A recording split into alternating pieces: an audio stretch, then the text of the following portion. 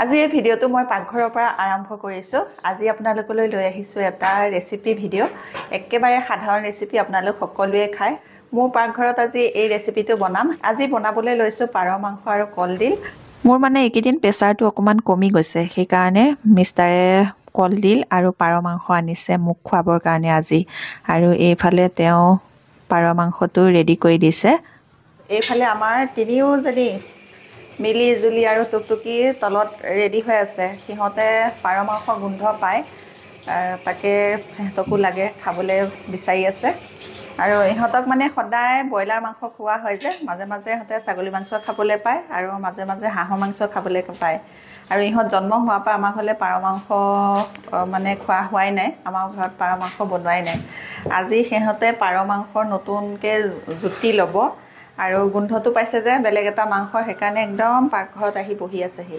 এইজনী মিলি, এইক আমি মিলি বুলি মাতোঁ, আৰু তাইৰ নাম আৰু এটা আছে সৰু টিকলু। আৰু এইজনী আমাৰ জুলি, মুখৰ আগত মাংস এটুকুৰা লৈ বহিয়ে আছে। এইজনী আমাৰ জুলি, তাইক আমি ডাঙৰ টিকলু বুলি মাতোঁ। সৰুতে যিহেতু সিহঁত একদম খুব ধুনীয়া ধুনীয়া আছিলে, সিহঁতক টিকলু টিকলু বুলি মাতোঁতে মাতোঁতে সিহঁতৰ টিকলু নামেই বেছিকৈ জনাজাত হৈ গ'ল। আৰু সিহঁতৰ মিলি জুলিও নাম দিছিলোঁ, কিন্তু ইহঁতে মিলি জুলি নাথাকে। সিহঁত খুব কাজিয়া লাগে, ইহঁত দুইজনী বাই ভনী দুজনী কাজিয়া, সদায় দিনটো ভাগিয়ে থাকে, কাজিয়া ভাগি ভাগি মানে অন্ত কৰিব নোৱাৰি, ইমানেই কাজিয়া সিহঁতৰ। আৰু এইফালে চাওক, ওপৰত এয়া মিষ্টাৰ আৰু তলত আমাৰ এয়া মিলি বহি চাই আছে। এইফালে এয়া পাৰ মাংস ৰেডি হৈছে, এতিয়া সৰু সৰুকৈ টুকুৰা কৰিব। আৰু মেইন আমাৰ বস্তুটো হৈছে এইটো কলডিল। কলডিল, এইটো ভীমকলৰ কলডিল পাৰ মাংসৰ লগত বনাম। আমাৰ দুজনী টিকলু বহি আছে।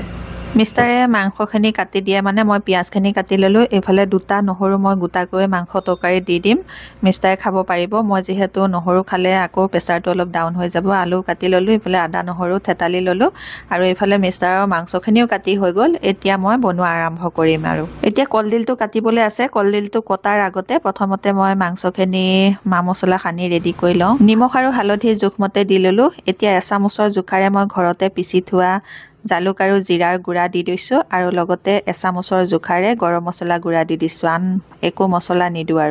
আৰু ইয়াৰ পাছত মই অকণমান মিঠাতেল দি মাংসখিনি ভালকৈ সানি পেলাই এতিয়া অকণমান সময়ৰ কাৰণে ঢাকি পেলাই থৈ দিম, যেতিয়ালৈকে মোৰ কলডিলখিনি কটা নহয়। এতিয়া মই এয়া কলডিল কাটিবলৈ ওলাইছোঁ। মিষ্টাৰক মই সুধি আছোঁ যে কলডিলৰ ওপৰৰ বাকলি কিমান গুচাম। তেওঁ ক'লে 2টা বা 3টা গুচোৱা, আৰু বেছিকৈ নুগুচাবা।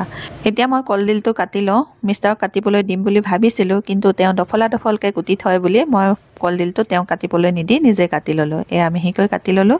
আৰু এতিয়া গেছৰ ফ্লেমত কেৰাহীটো বহাই দিলোঁ। বহাই দি জোখমতে তেল দি দিলোঁ। তেল দিয়াৰ পাছত তেলখিনি গৰম হ'ল। গৰম হোৱাৰ পাছত মই পিঁয়াজখিনি এয়া দি অকণমান সময় ভালকৈ ভাজি ল'ম।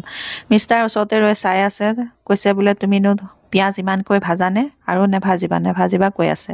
মই বোলো নহয়, পিঁয়াজখিনি ভালকৈ ভাজিলেহে তৰকাৰীখিনি খাবলৈ ভাল হ'ব। এতিয়া মই কাটি থোৱা জলকীয়া কেইটামানো ইয়াতে দি দিলোঁ। জলকীয়াটো মই নিজৰ জোখমতেহে দিছোঁ।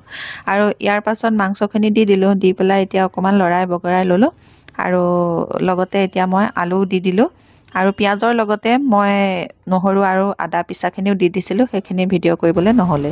অলপ লৰাই বগৰাই মিক্স কৰি লোৱাৰ পাছত ইয়াৰ ওপৰতে কলডিলখিনিও দি দিছোঁ। পাৰ মাংসটো যিহেতু কোমল হয়, সেইকাৰণে গোটেইখিনি বস্তু মই একেলগে দি লৈছোঁ। ভালকৈ এতিয়া ভাজি ল'ম। অকণমান জুইটো কমাই দিম।